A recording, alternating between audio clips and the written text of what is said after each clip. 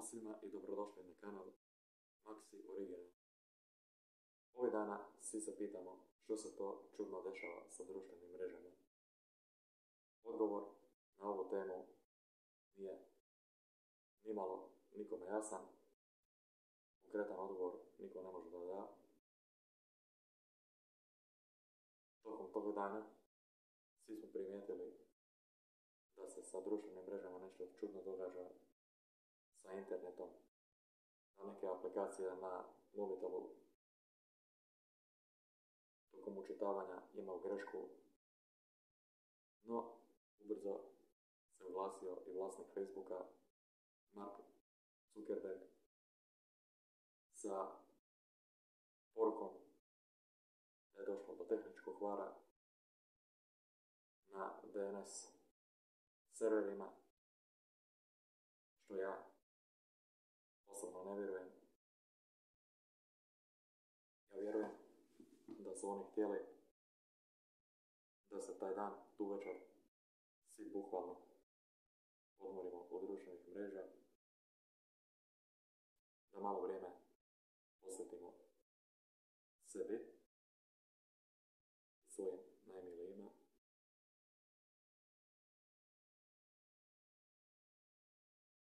Mark Zuckerberg je taj dan pokušao negdje oko 7 milijardi američkih dolara, što je za nas ono, wow, a za njega je to pravcata sitnica. On taj gubitak nije ni osjetio. Kao što sam prije naveo, ja ne vjerujem da je došlo do nikakvog tehničkog kvara. I poslije su se javili neki drugi tabloidi i rekli su da su oni sami sebe isključili, da ih je neko hakirao, mada odgovor na ovo pitanje ne zna niko. Svi pogađaju, svi nagađaju. Jednostavno, ovo sve učestalije. Zadnji put je to bilo prije nekih cirka, možda nekih 3,5 mjeseca. Desila se također ista stvar.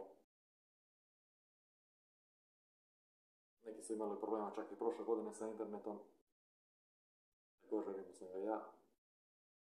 Mada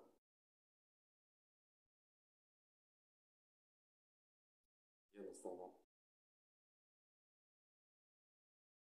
još se nije našao niko da konkretan odgovor da na ovo pitanje. Mada kruže teorije zavjere neke u koje ja osobno ne vjerujem, jer nisam nekih pogovornih teorija zavjera. Apsolutno me to ne interesuje. Ja sam došao ovdje konkretno da dam svoje mišljenje, ono što mislim, ono što mi srce govori. I to vam je to. A mi se vidimo u sljedećem klipu. Do tada veliki